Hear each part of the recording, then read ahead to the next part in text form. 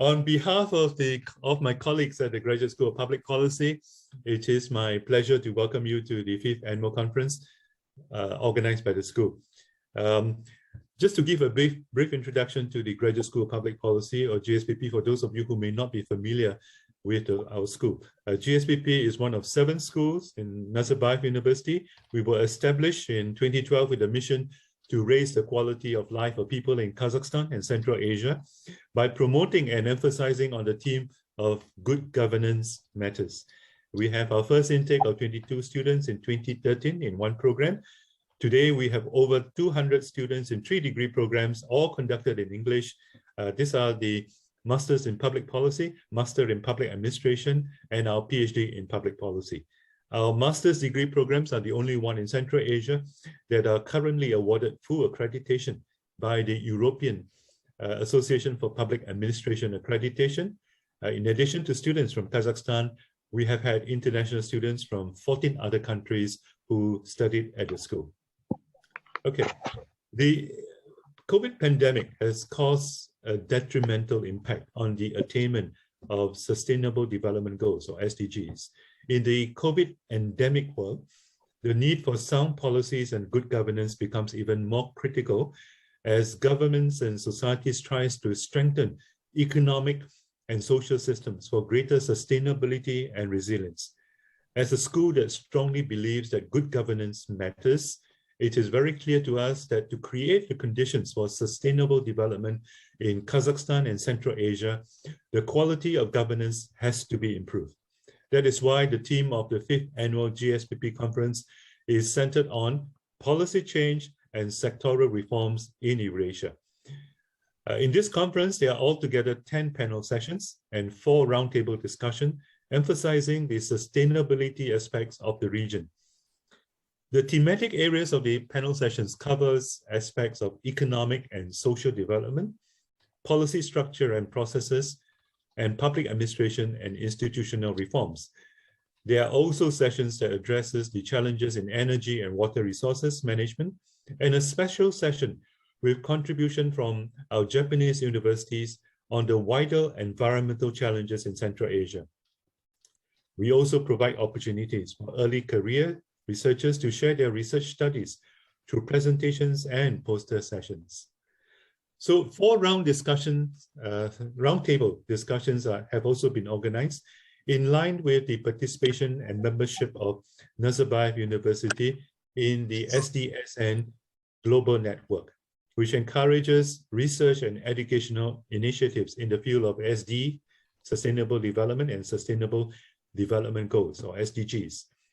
Each of these roundtables will focus on one of these topics. First, how to improve the corporate social responsibility capabilities in Kazakhstan in a sustainable manner. Second, how to better introduce SDGs in operational, educational, and research activities in tertiary educational sector of Kazakhstan. Third, policies and initiatives to better address SDG challenges in the food and agricultural systems of Kazakhstan. And finally, the student and youth associations from leading universities in Kazakhstan will discuss how to better undertake SDG-related initiatives within their organizations.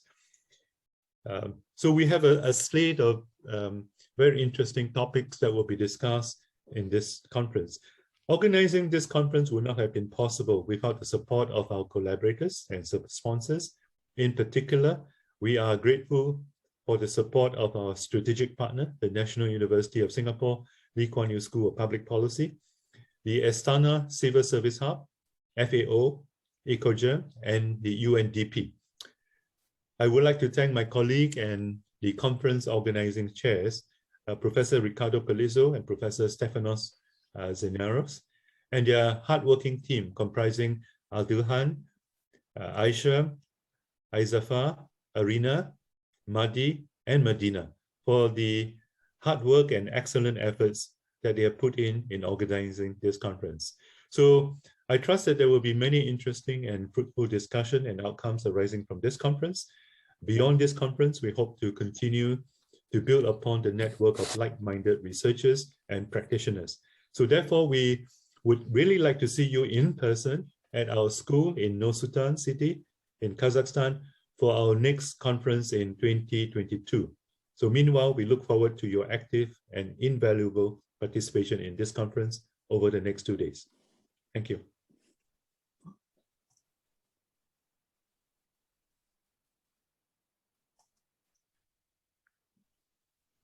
Yeah, all right. Thank you very much. I think we can proceed in the same Zoom link, because for the moment we have like merged the Zoom sessions in one with a keynote speech from Mr. Jean-Francois Marteau. He's a country manager for Kazakhstan from World Bank, and I think I saw somewhere Mr. Marteau here. I am here. Yes. Okay. Good morning. Good morning. Yeah. So you want me to start now, right? Yes, please. Just because we have, you know, this time kind of frames. Yeah. Okay. Well, thank you very much to the Nazarbayev University for inviting the World Bank to start this this conference, and I've seen that you're going to have some very exciting sessions on public policy. For my speech, I will focus more on providing a form of outlook and perspective, given the current situation that we are all living 18 months into the COVID pandemic, on how it affects some of the areas of public policies, and especially in relation to both poverty and unemployment, because I think it's important that to keep it in mind when designing when studying public policy in the current context in Central Asia. So I'll give a bit of a background and some reflections. First of all, I think that we are now almost 2 years since the COVID-19 started. We are finally seeing a bit of an expansion, because the global output worldwide is supposed to expand by 5.6% in 2021 after a decline in 2020. This is really the most rapid rebound in global output since the 1960s. But on the other hand, last year was the second year only after 2009 where we had a contraction on GDP growth in several decades. So in Europe and Central Asia, and in Central Asia, we see the same rebound in activity. We are seeing it higher than initially projected, because the recovery of demand has been faster than we thought in the first half of the year. But at the same time, the boost, especially to export, is starting to fade because of the various variants, and also because the issues on supply chain. And so for Central Asia, as you know, last year was the first year of recession since the late 1990s, and all the countries in the region are supposed to grow really robustly this year. But in a way, it's still not as fast as it was expected before the crisis, because we were in a trajectory that was really much better. And there were some good fiscal package and monetary support, especially in Kazakhstan and Uzbekistan, but that cushioned a bit the impact of the crisis. But the growth is still not that big. What we see, however, and this is really worldwide, is that the COVID-19 remains a big challenge for everyone, and the vaccination rates are now the principal fault line that we see along which the global recovery splits.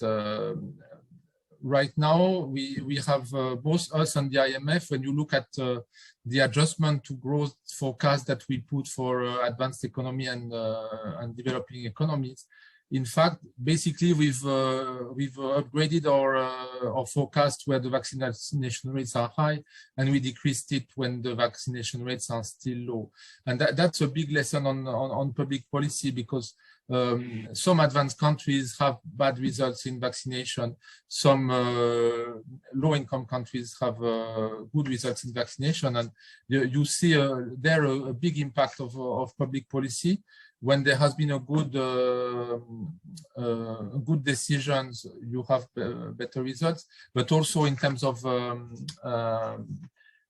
contact and engagement with the citizens, where countries have been able to convince people to vaccinate, you have much better results. And Central Asia is unfortunately not not very, very good on that. I think Kazakhstan is the biggest rate of vaccination, with now almost half of the population that had at least one vaccine. But the situation in the region is very low in other countries, with issues of availability of vaccines and both reluctance to vaccination. So it's really important in terms of reflection on the policies. Besides the COVID, obviously, and you're going to work a lot on it during the next 2 days. The change and the change induced by the climate change impact, and the commitments that many countries are going to make in Glasgow in a few weeks are going to impact the policies and the situation. And this is really something that really will give a lot of work to all the governments across the globe, because this commitment go with very big changes in policy and changes in including in investment policy, and that will require some big shift in the coming years. So I think that's a big that's going to have a big impact in the region. In terms of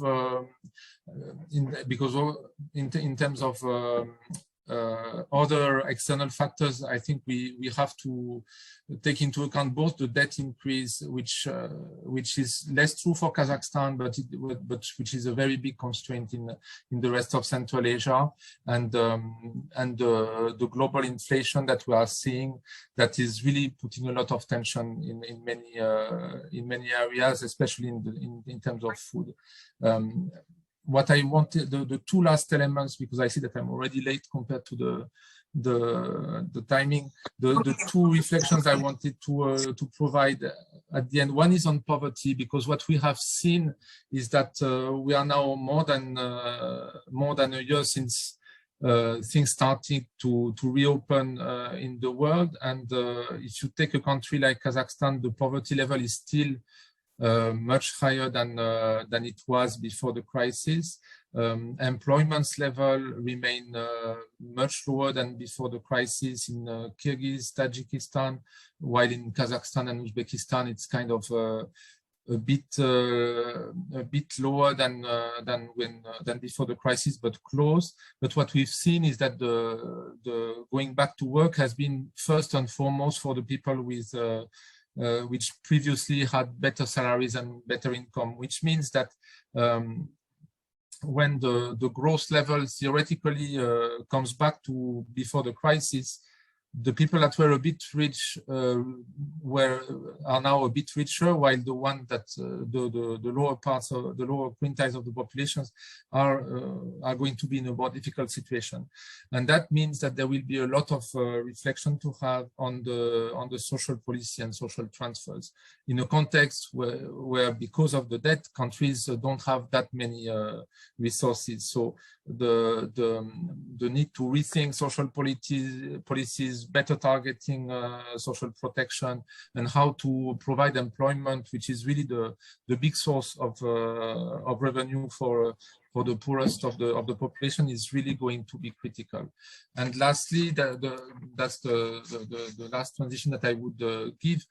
As employment is so important to remove poverty, what we have seen with the COVID crisis is that in some countries it has really allowed the more productive companies to emerge, especially when the firm support have been stopped in countries. That's a bit less the case in Kazakhstan, where there has been a very strong support to firm by the government all across the board in order to prevent people losing too much of their livelihood. But what we have seen, especially in Western Europe and in the eastern part of Europe as well, is an increase in productivity, and which can bode well for the future in terms of having stronger businesses. So the question is going to be whether in Central Asia something like that can happen as well once the support measures are phased out. Because in that case, that could really, together with better green policies and trying to benefit from the drive for green investment, that could provide a sound basis for a more competitive business environment and more employment for the population. So we think that the positive impact of competition on economic dynamism in Europe can really be a good lesson for governments across Central Asia. And that will mean also to continue, as several governments have done so far, to level the playing field better in order to avoid having control by state-owned enterprise or state-connected enterprise to the detriment of smaller and genuinely private firms and dynamic firms. So, because these are the firms that will generate the most, if not all, of the jobs that will promise to raise living standards in the region. So with that, I really wish you a very good conference, and I hope that you will get plenty of ideas to continue your studies for the students of the university and for the researchers that are working with you. Thank you. Thank you very much, Dr. Marteau, for a very interesting presentation and for giving the opening speech to our conference. Now I would like to invite all of our participants to go to the next link that I'm going to put in the chat box for the first session, which is Development Challenges in Central Asia, session chaired by Dr. Iftikhar Lodi. I'll see you all there. Thank you very much. Yeah. See you all there. See you.